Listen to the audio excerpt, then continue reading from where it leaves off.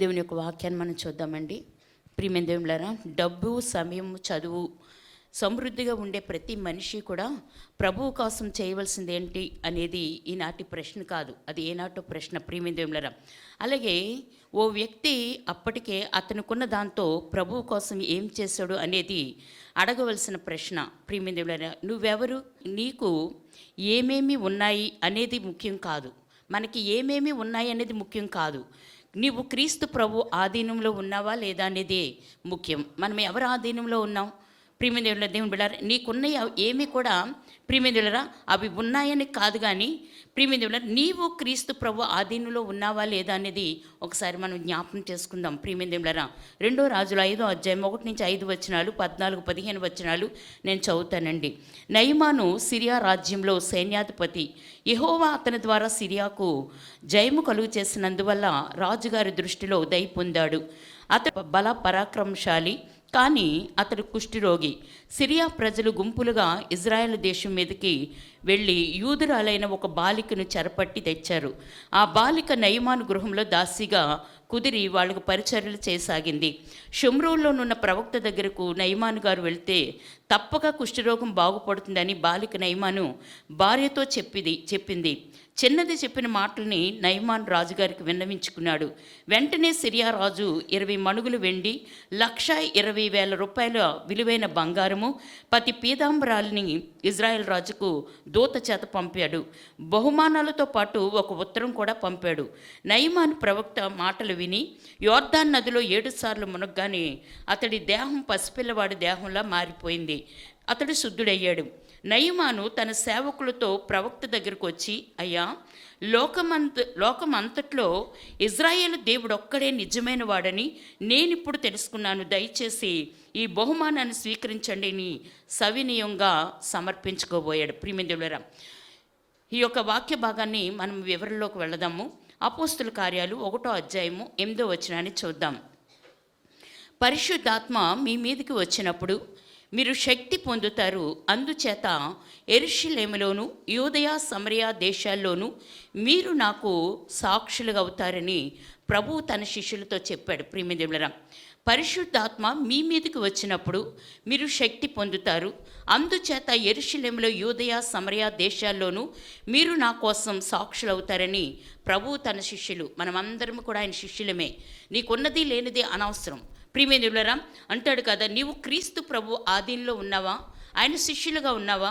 ఆయన శిష్యులుగా ఉన్నట్లయితే ప్రియమైన దేవులారా ఆయన యొక్క మాటని లోకానికి తెలియజేసేవారుగా మనం ఉండాలని దేవుని యొక్క వాక్యం ఇక్కడ తెలియచేయబడతా ఉంది. క్రీస్తు పూర్వము 850 సంవత్సరంలో ఇజ్రాయెల్ రాజ్యంలో శాంతి నెలకొంది. అయినా సిరియా రాజు బెన్హదదు ఇజ్రాయెల్ మీదకి చాలాసార్లు దండెత్తుకొచ్చాడండి.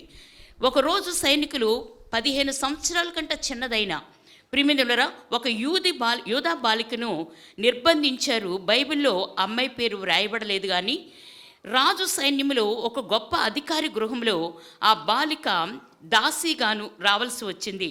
ఆ అధికారి పేరు నయమాను. ప్రియమైన దేవులారా, గొప్ప పలుకుబడి కలిగిన వాడు, అధిక శక్తి సంపన్నుడు. యుద్ధంలో అతడు ప్రదర్శించిన ధైర్య సాహసాల్ని తిలకించిన రాజట అతన్ని అమితముగా గౌరవించాడట. ఏదో విధంగా ఈ బాలిక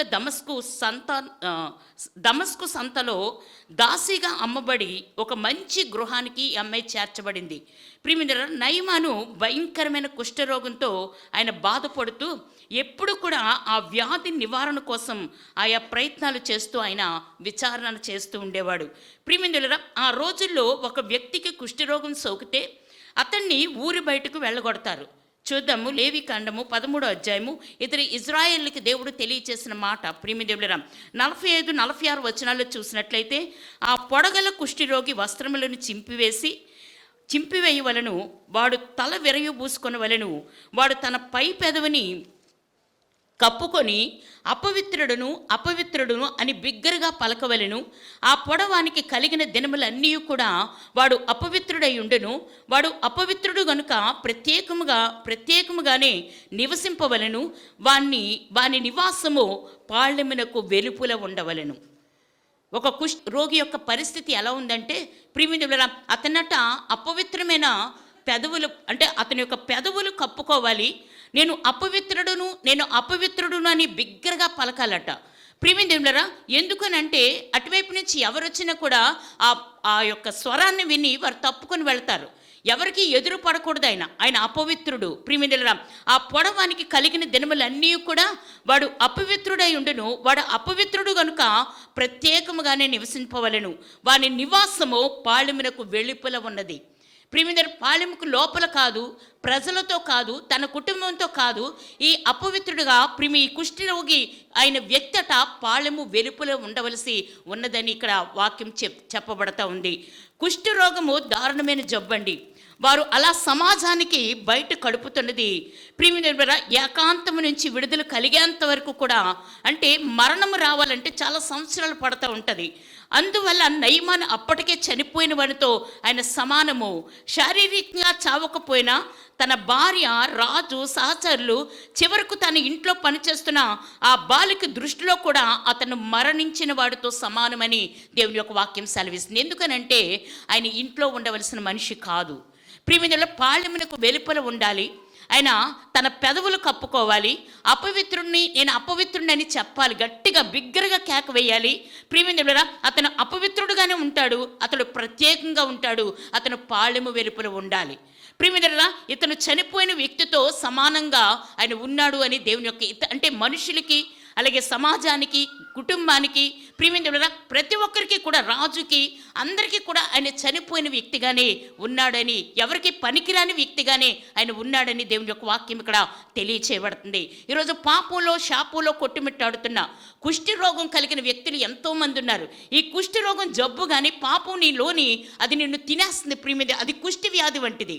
నువ్వు చచ్చిన స్థితిలో ఉన్నావు. నువ్వు బ్రతికించబడాలంటే నీకేం కావాలంటే దేవుని యొక్క రక్తము కావాలి. ప్రియమైన అనేక మంది ఈరోజు ఆ దినాల్లో అటువంటి పరిస్థితుల్లో వారు పాళెం వెలుపలే ఉన్నారు.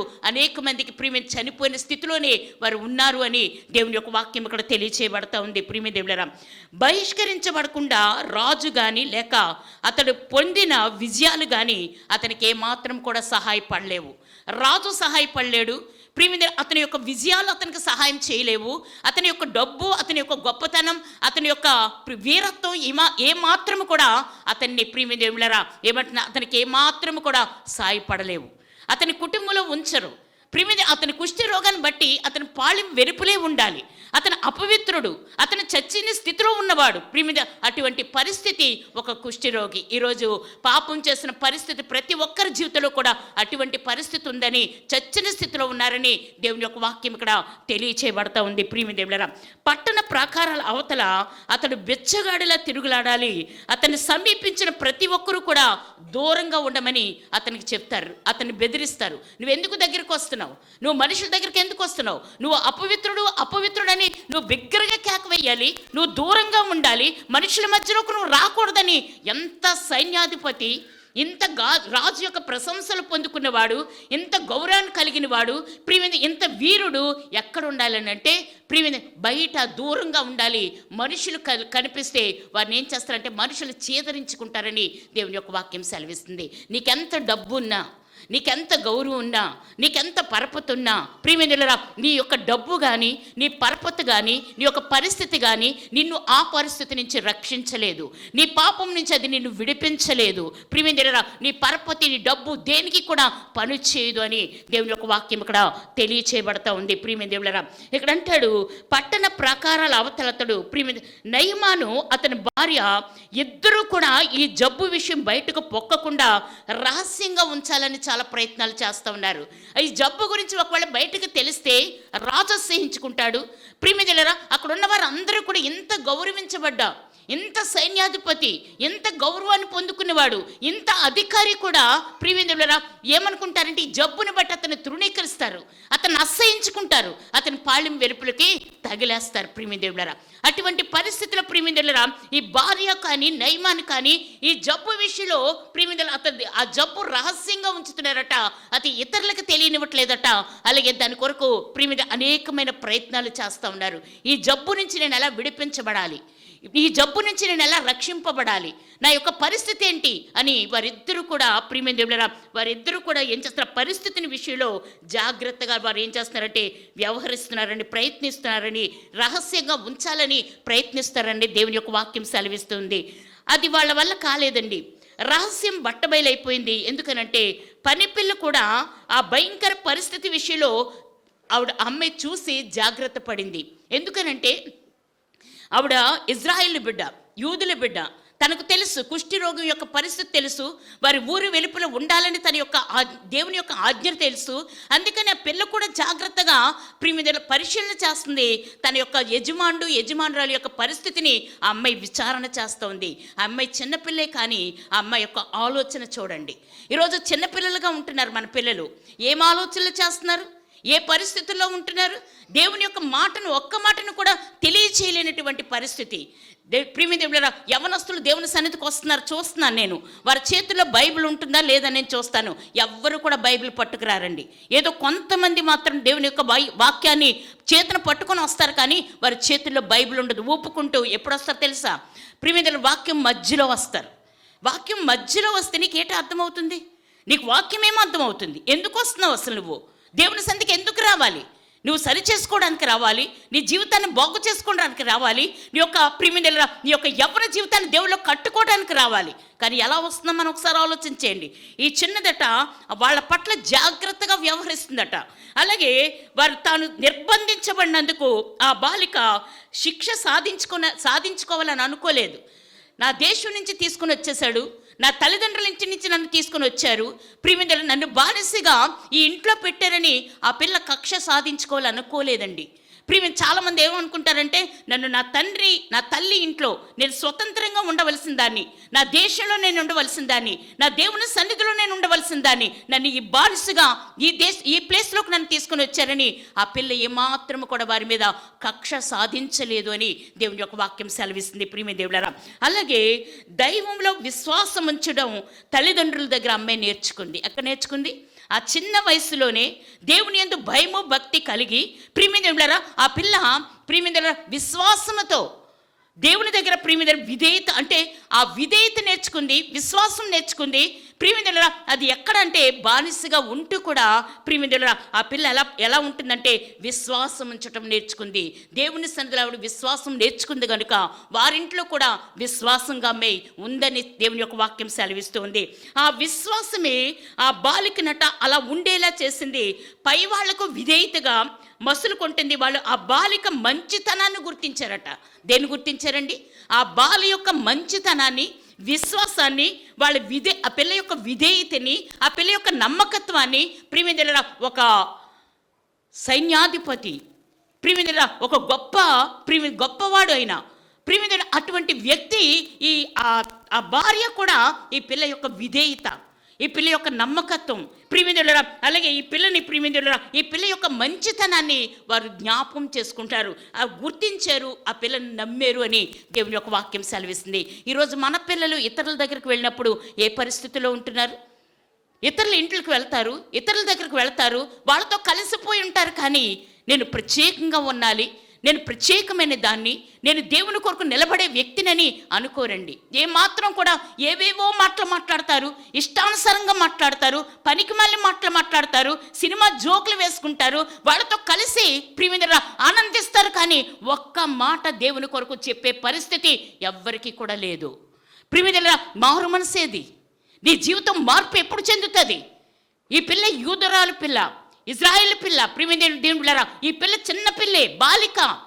ఇటువంటి పిల్ల విషయంలో ప్రియమైన వాళ్ళట విధేయతగా ఉందట, విశ్వాసంతో ఉందట, మంచితనంతో ఉందట, నమ్మకంగా ఉందట.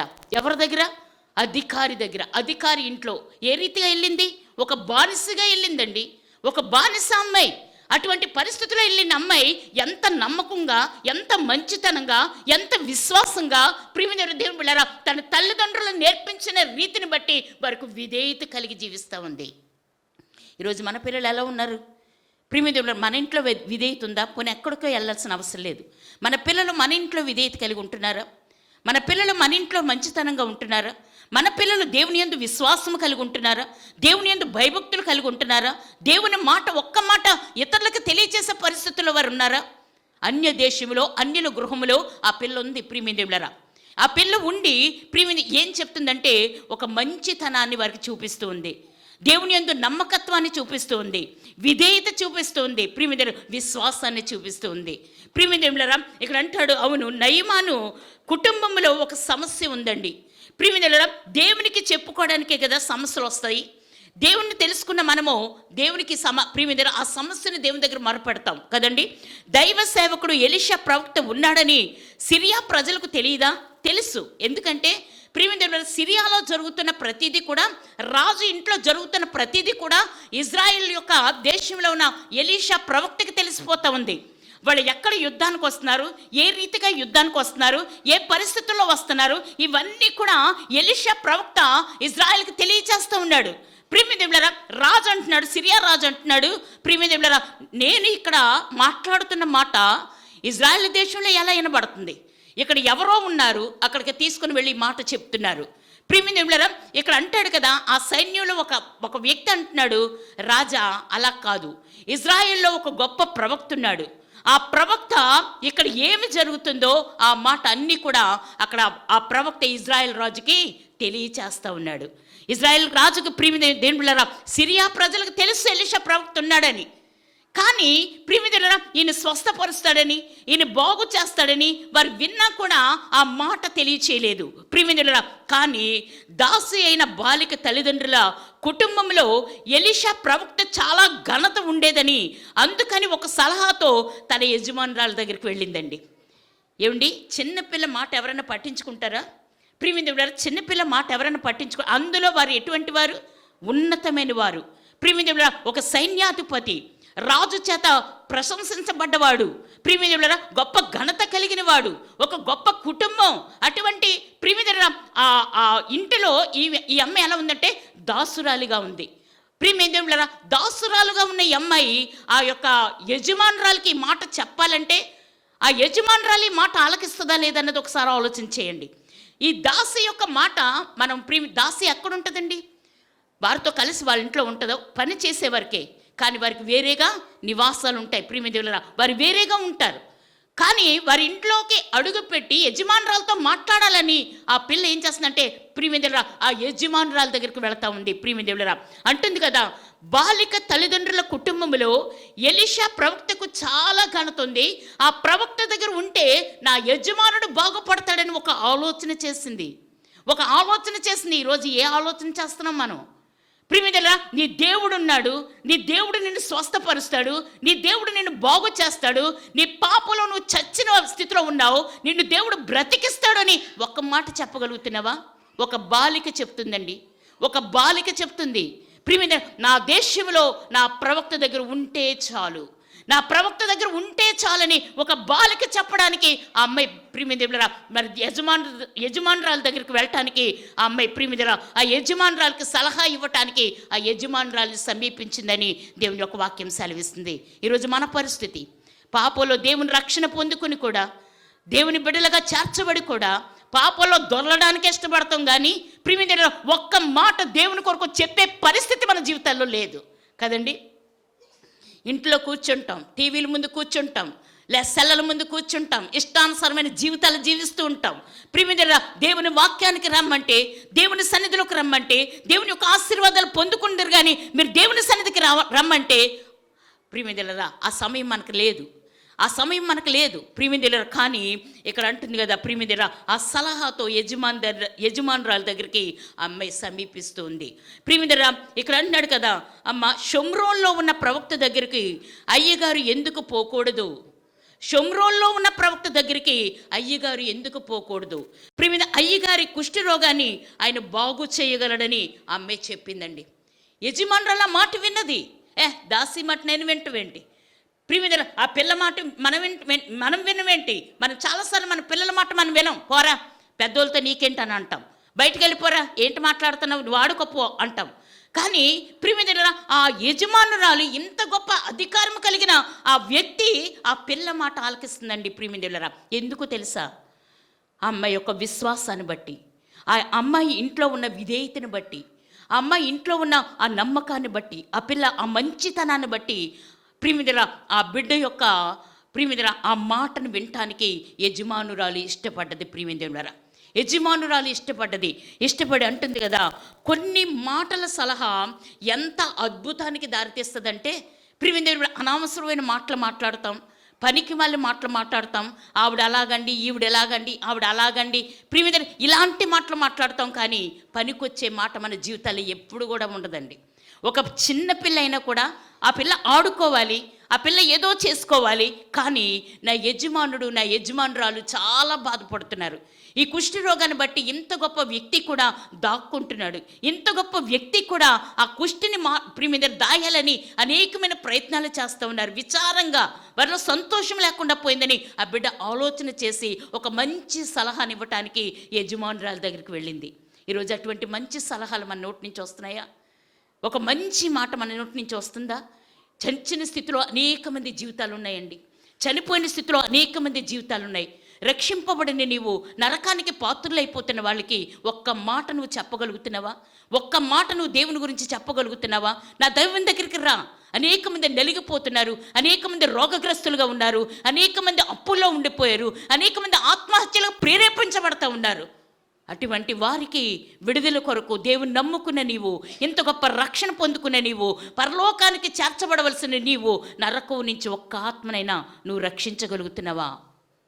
ప్రియమిదేవులరా ఒకసారి ఆలోచన చేయి. ప్రియమిదేవులరా ఇక్కడ అంటున్నారు కదా, చూడండి ఆ ఒక్క మాట ఆ ఒక్క మాట కూడా, ఒక్క సలహా కూడా ఎంత అద్భుతానికి దారితీసిందంటే నిశ్చయముగా మరణముకి బదులు బ్రతుకు సాధ్యమైంది.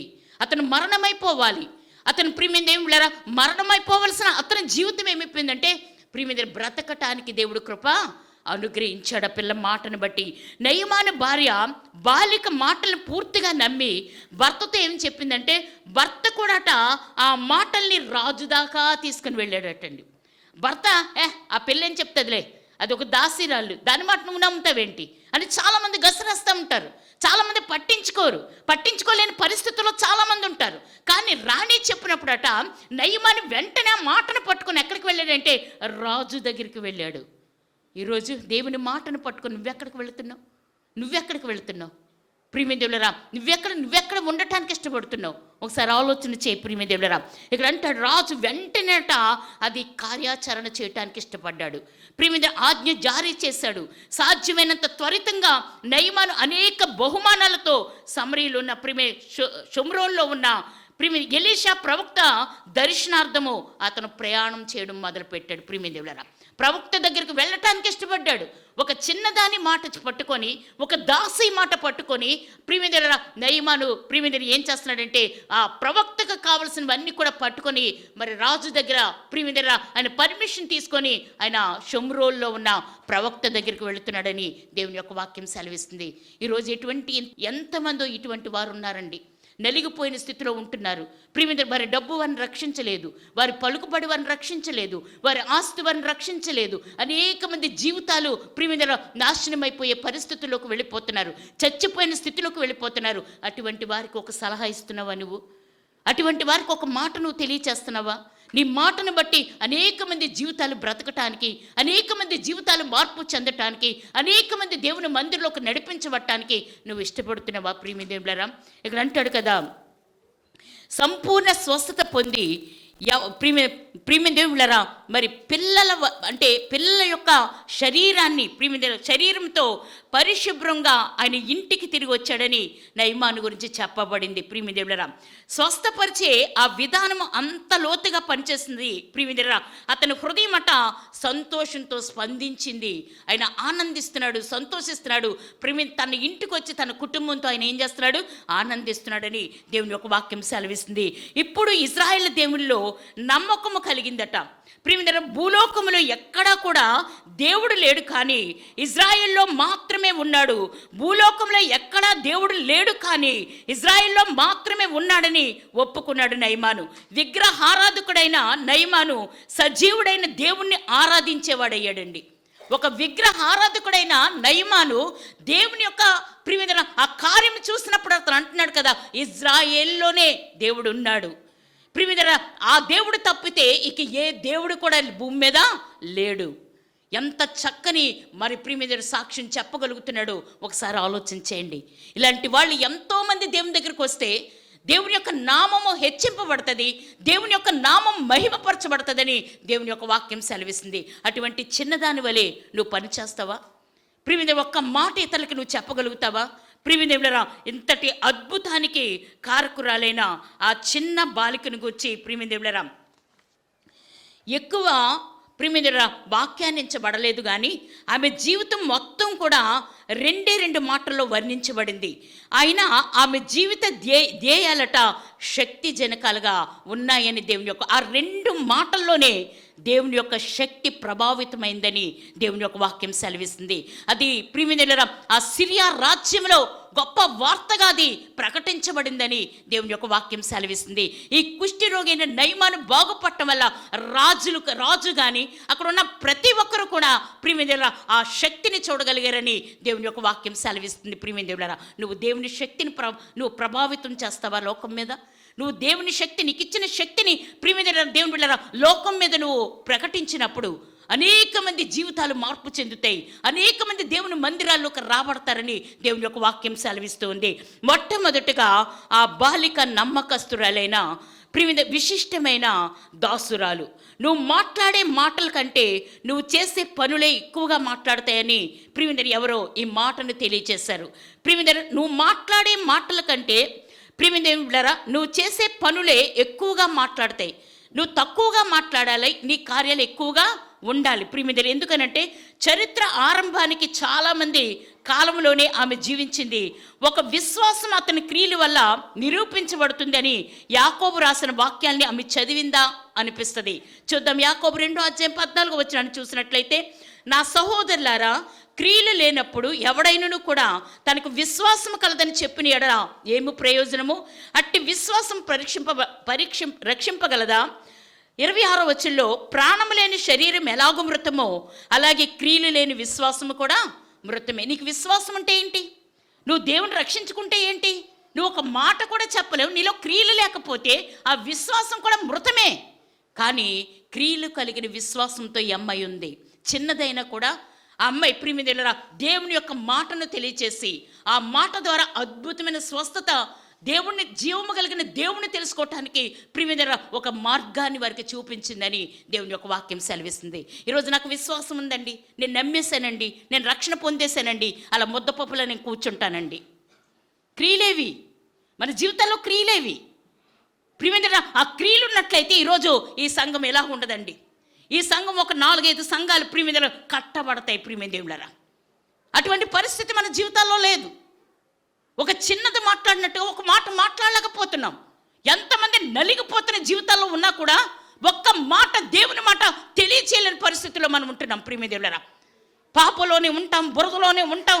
ఎంతసేపు ప్రియమిత్రులారా ఆ బంది దొర్లినట్టుగానే దొర్లుతాం. కానీ నా దేవుడు నాకు జీవం ఇచ్చాడు, ఆయన సజీవుడైన దేవుడు, ఆయన మృతుల్లోంచి లేచిన దేవుడు, నా కొరకు ప్రాణం పెట్టి రక్తం ఖర్చిన దేవునికి నేను సాక్షిగా నిలబడతానని ఏ బిడ్డ అనగలుగుతున్నారు? ఏ బిడ్డ సాక్ష్యం చెప్పగలుగుతున్నారు?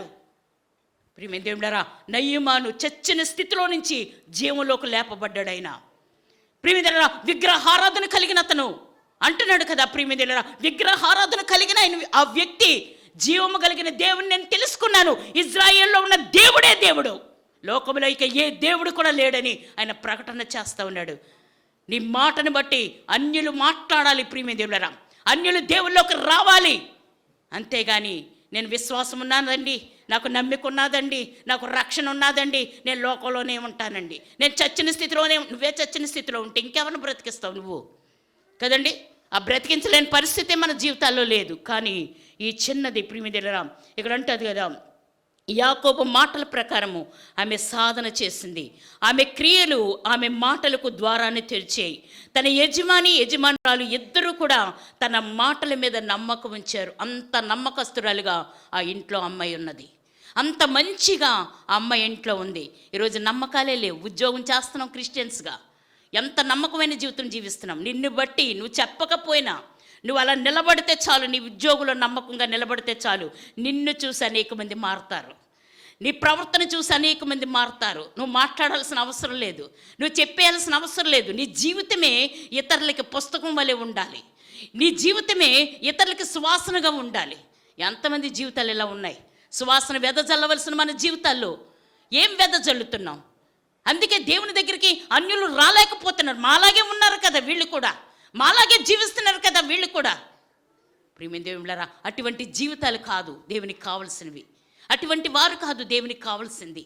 ప్రియమైన నువ్వు సజీవమైన రాయివైతే ఇతరుల్ని సజీవమైన బిడ్డలుగా నువ్వు చేయాలి. ప్రియమైన దేవుళ్ళారా, నడిపించాలి. అట్టి స్థితి నీకు ఉండాలని దేవుని యొక్క వాక్యం సెలవిస్తుంది. రెండోది, ఆ అమ్మాయి సిగ్గుపడి ఏమీ చెప్పకుండా మౌనంగా కూర్చోలేదండి.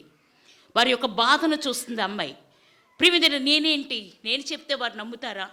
నేను ఒక బానిసని కదా, నేను ఎందుకు పనికిరాని దాన్ని కదా, నా మాట వారు నమ్ముతారా అని అనుకోలేదు. అమ్మాయి సిగ్గుపడలేదు. ఈరోజు బైబిల్ తేడానికే చాలా సిగ్గు మనకి కదండి. బైబిల్ చేత్తో పట్టుకోవడానికే సిగ్గు మనకి, దేవుని వాక్యం చేత్తో పట్టుకోవడానికే సిగ్గు మనకి. ప్రియమైన దేవుని సన్నిధికి రావటానికే చాలామంది సిగ్గుపడిపోతూ ఉంటారు. ఇంత రక్షణ ఇచ్చిన దేవుని సన్నిధికి రావటానికి ఎంతమంది దేవుని దగ్గరికి పరిగెత్తుకొని వస్తున్నారు? ఒకసారి ఆలోచించేయండి. ఈ అమ్మాయి సిగ్గుపడలేదు చెప్పడానికి. ఒక బానిస అయినా, ఒక దాసి అయినా, ఆ ఇంట్లో పని మనిషి అయినా అమ్మాయి సిగ్గుపడకుండా దేవుని యొక్క మాటని లోకానికి అంటే నయమానికి తెలియచేయటానికి అమ్మాయి ఇష్టపడదని దేవుని యొక్క వాక్యం సెలవిస్తుంది. ప్రియమైన దేవుళ్ళారా, ఇక్కడ అంటాడు కదా, ఇంత గొప్ప వార్త చెప్పేంత పెద్ద వయసు నాకు లేదే అని చింతించలేదు. నేను పెద్దదాన్ని కాదే, నేను చిన్నపిల్లని, నా మాట నమ్ముతారా, నేను ఆ మాట వారు నమ్ముతారా అని అనుకోలేదు. అమ్మాయి ఎంత వేగరం తన ప్రవక్త కోసం చెప్పాలి, ఎంత వేగరం నా యొక్క యజమానికి ఆ మాట చెప్పాలి. ఆ ఉత్సాహం ప్రియమిత్రులారా ఈరోజు మన జీవితాల్లో, మన పిల్లల జీవితాల్లో ఉన్నాయా? ప్రియమిత్రుడు ఇక్కడ అంటాడు, 1 తిమోతి రాసిన పత్రిక 4వ అధ్యాయం 12వ వచనం అంటాడు, యవ్వనమును బట్టి ఎవ్వడును కూడా నేను తృణీకరింపనీయకుము, కానీ మాటలోను, ప్రవర్తనలోను, ప్రేమలోను, విశ్వాసంలోను, పవిత్రతలోను విశ్వాసులకు మాదిరిగా ఉండు. నువ్వు మాదిరిగా ఉండాలి, అంతేగాని నీ యవ్వనాన్ని బట్టి నిన్ను తృణీకరించకూడదు. చిచి, ఈ పిల్ల జీవితం ఏంటి, ఈ పిల్ల ప్రవర్తన ఏంటి, ఇతరులు అసహించుకుంటారండి. నీ యవ్వనాన్ని బట్టి నిన్ను తృణీకరించనీయొద్దు. ప్రియమిత్రులారా, నువ్వు ఎలా ఉండాలనంటే మాటలో జాగ్రత్తగా ఉండాలి. నీ ప్రవర్తనలో నన్ను ఇతరులు గమనిస్తున్నారు, నన్ను ఇతరులు చూస్తున్నారు, నా యొక్క జీవితాన్ని ఇతరులు చూస్తున్నారు, నేను దేవుని బిడ్డని, దేవుని ప్రకటన చేయాలి నేను, అంతేగా నా జీవితాన్ని బట్టి వారు అసహించుకోకూడదని నీ జీవితం నువ్వు కట్టుకోవాలని దేవుని యొక్క వాక్యం సెలవిస్తుంది. ప్రియమిత్రులారా ఇక్కడ అంటాడు కదా, ప్రవర్తనలోను, ప్రేమలోను, విశ్వాసంలోను, పవిత్రతలోను విశ్వాసులకు మాదిరిగా నువ్వు ఉండాలి.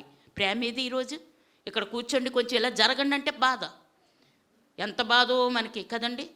పిల్లల్ని ఇలా అనకూడదు, పిల్లలు కూర్చోమని అనకూడదు, ప్రియమిత్రులారా కొంచెం జరగండి అని అనకూడదు, చాలా బాధ వచ్చేస్తుంది. ప్రేమ ఏదండి? దేవుని నమ్ముకున్నాం, దేవుని ప్రేమను తెలియచేయవలసిన మనము ఏ ప్రేమను తెలియచేస్తున్నాం, ఏ ప్రేమను ప్రియమిత్రులారా లోకానికి అందిస్తున్నాం? ఒకసారి ఆలోచన చేయండి ప్రియమిత్రులారా. ఏ పరిస్థితుల్లో ఉన్నాం? విశ్వాసం ఏది, ప్రేమ ఏది, పవిత్రత ఏది? చెప్పకూడదు ఎవరికి కూడా. నువ్వు ఇలా ఉండాలమ్మా అని ఒక మాట అన్నామనుకోండి, అంతే, చర్చికి రారు మరుసటి రోజు నుంచి. మళ్ళీ వాళ్ళకి ఇంటికి వెళ్ళి బతిమాలని, సేవకులు వెళ్ళి బతిమాలితేనే కానీ వాళ్ళు రారు దేవుని సన్నిధికి. ప్రియమిత్రులారా ఎవరి కోసం వస్తున్నావు? మా కోసమా? అవసరం లేదు, మా కోసమైతే అవసరమే లేదు. నీ రక్షణ కోసం, నువ్వు దేవుని దగ్గర జీవించే జీవితం కోసం, నీ పవిత్రత కోసం, నీ రక్షణ, నువ్వు ఒకరోజు దేవుని సన్నిధిలో ఉండాలన్న ఆ పరిస్థితిని బట్టి నువ్వు దేవుని దగ్గరికి రా, అంతేగాని మా కోసం ఏమాత్రం కూడా ఎవ్వరు కూడా రావాల్సిన అవసరం లేదు. ప్రియమిత్రులారా ఇక్కడ అంటాడు, సమాజంలో అట్టడుగు స్థానానికి దిగజారిన తన మాటల్ని ఎవరు లక్ష్యం చేస్తారని అనుకోలేదండి. నేను అట్టడుగు స్థితిలో ఉన్నాను, నా మాటలు ఎవరు పట్టించుకుంటారు? వాళ్ళు గొప్పవాళ్ళు, వారు రాజు చేత ప్రశంసలు పొందుకున్నవారు. ప్రియమిత్రులారా మరి అతను సైన్యాధిపతి, అంత ఉన్నతమైన స్థితిలో ఉన్నవారు, నేను అట్టడుగు స్థితిలో ఉన్నాను, నా మాట ఎవరు పట్టించుకుంటారు? ఈరోజు చాలామంది అలాగా అనుకుంటున్నాం. దేవుని మాట చెప్పడానికి నేనేటండి, చాలామంది ఉన్నారండి దేవుని మాట చెప్పేవాళ్ళు, నాకేంట్లేండి, నాకు అవసరం లేదులేండి, నా జీవితం నాకు ఉంటే చాలండి, నా ఇంట్లో నేను పని చేసుకుంటే చాలండి, నా జీవితం ప్రియమిత్రులారా నా కుటుంబంతో నేను ఉంటే చాలండి. చాలామంది దేవుని మర్చిపోయి, దేవుని వాక్యాన్ని మర్చిపోయి, ప్రార్థన మర్చిపోయి, కనీసం కొంతమంది కొరకన్నా నువ్వు ప్రకటన చేయకపోయినా వారి కొరకు ప్రార్థన చేయి.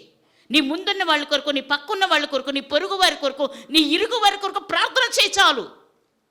వారి రక్షణలోకి దేవుడు నడిపించుకుంటాడు. దేవుని బిడ్డలారా ఈ పిల్ల అలా అనుకోలేదు. నేను అట్టడుగు స్థితిలో ఉన్నాను, నేనేం చెప్తే నా మాట ఎవరు పట్టించుకుంటారని అనుకోలేదు. ఆవిడ బాధపడలేదు. బాధల్లో చిక్కుకున్న వాళ్ళ అవసరాన్ని ఇజ్రాయేల్ దేవుడు తీరుస్తాడనే నమ్మకం మాత్రం ఉంది. భయంకరమైన వ్యాధితో బాధపడుతున్న నయమాను రోగాన్ని తన దేవుడు బాగు చేస్తాడని ఆవిడ నమ్మింది. ఆ విశ్వాసంతో ఆ మాట చెప్పింది. ఆ మాట చెప్పిన అతను విన్నాడు, అతను బాగుపడ్డాడు. ఈరోజు దేవుణ్ణి ప్రకటన చేస్తూ ఉన్నాడు. ఈరోజు నీ పరిస్థితి ఎలా ఉందో ఆలోచన చేయి. నీ జీవితం ఎలా ఉందో ఆలోచన చేయి. నీ కుటుంబ జీవితం ఎలా ఉందో ఆలోచన చేయి. ఇది శాశ్వతం కాదు. నువ్వు ఇక్కడ కట్టుకునే ఇల్లు కానీ, ఇక్కడ కట్టుకునే నీ ప్రియమైన నీ యొక్క భోగాలు, నీ యొక్క పరిస్థితి కానీ, ఇదేది కూడా శాశ్వతం కాదు. నీ ఆత్మీయమైన జీవితం ఎలా ఉందో ఒకసారి ఆలోచన చేయి. ప్రియమైన నీ దేవుడు నీ జీవితంలో చేస్తున్న అద్భుతాలు ఇతరులకు తెలియచేయి, సాక్షిగా ఉండు. అనేక మంది జీవితాలు మార్చబడతాయి, అనేక మంది రక్షణలోకి నడిపించబడతారు. దేవుడి మాటలు మనం ఇంట్లో దీవించునుగాక.